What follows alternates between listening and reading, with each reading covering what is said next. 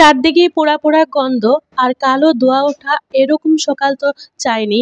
এখনো কালো ধোঁয়া উঠছে এই বাড়িটিতে। এরকম সকাল তো আমরা কেউই আশা করিনি, তাই না? গতকাল আগুন লেগেছে আমাদের এখানে, আরো কয়েকটি জায়গায় আগুন জ্বালাও পোড়া হয়েছে। গণভবনে ঢুকেছেন অনেকেই, ভালো কথা। বিজয় মিছিল করেন, ভালো কথা। কিন্তু লাইট, ফ্যান, কম্বল, মাছ, পাখি লুটপাট কেন করেছেন? আমাদের এই ভিডিওগুলো, ছবিগুলো তো ইন্টারন্যাশনাল সব জায়গায় দেখবে কিংবা দেখাবে। আমাদের দেশের সম্পর্কে কি ভাববে সবাই বলেন? এত কষ্টের বিনিময়ে যা অর্জন করলাম, তার ভাবমূর্তিটা এভাবে নষ্ট করবেন না। আমাদের সকলের অনুরোধ, আপনারা যেভাবে পারছেন নষ্ট করেছেন, কিন্তু এই জিনিসগুলো তো ওনার না, আমাদের দেশের সম্পদ।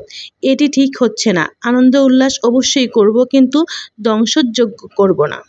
আর হ্যাঁ, দোষ ওনার মেয়ে করেছে, উনি না। পক্ষ বিপক্ষ নিরপেক্ষ যাই হন না কেন, কোনোভাবেই মুক্তিযুদ্ধ কিংবা মুক্তিযোদ্ধা আর ওনার বাবাকে নিয়ে অশ্রদ্ধা করতে পারেন না। আজ ওনাকে নিয়ে হাসি তামাশা করবেন, ভবিষ্যৎ প্রজন্ম আজকের শহীদদের নিয়ে হাসি তামাশা করবে।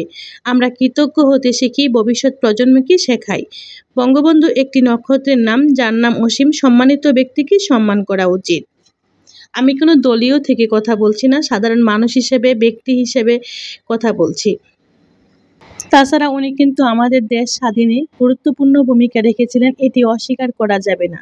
ওই অর্জন, এ বিজয় আমাদের সকলের। কিন্তু এই অর্জনকে আনন্দে উল্লাসিত এভাবে আমরা করতে চাইনি, এটি আশা করিনি। আনন্দ করুন, উল্লাস করুন, মিছিল করুন, স্লোগান করুন, তাই বলে আমাদের সম্পদগুলো নষ্ট করবেন, লুটপাট করবেন, এভাবে আগুন জ্বালাও পোড়াও করবেন, এটি তো আশা করিনি।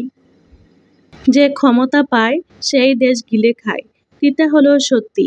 দোকানপাট, গণভবন থেকে যারা লুটপাট করলেন, তারা বুঝিয়ে দিলেন সুযোগ পাইলে আপনারাও ওদের মতোই দেশটাকে গিলে খেতেন, কোনো পার্থক্য নেই। আমরা শ্রদ্ধার সাথে স্মরণ করব অবশ্যই নতুন স্বাধীনতা দিবস 5ই আগস্ট। সেই শ্রদ্ধার জায়গাটা আপনারা প্লিজ রাখবেন। আন্দোলনটা ধর্ম নিয়ে ছিল না, ছিল দেশ সংস্কারের আন্দোলন। তাই বিজয় উল্লাসটা সংখ্যালঘুদের উপর অত্যাচার, নির্যাতন, মন্দির প্রতিমা ভাঙচুর, আগুন পোড়া গন্ধ না হোক। এরকম বর্বর হিংসাত্মক কার্যকলাপ থেকে বিরত থাকবেন। দিন শেষে আমরা সবাই মানুষ।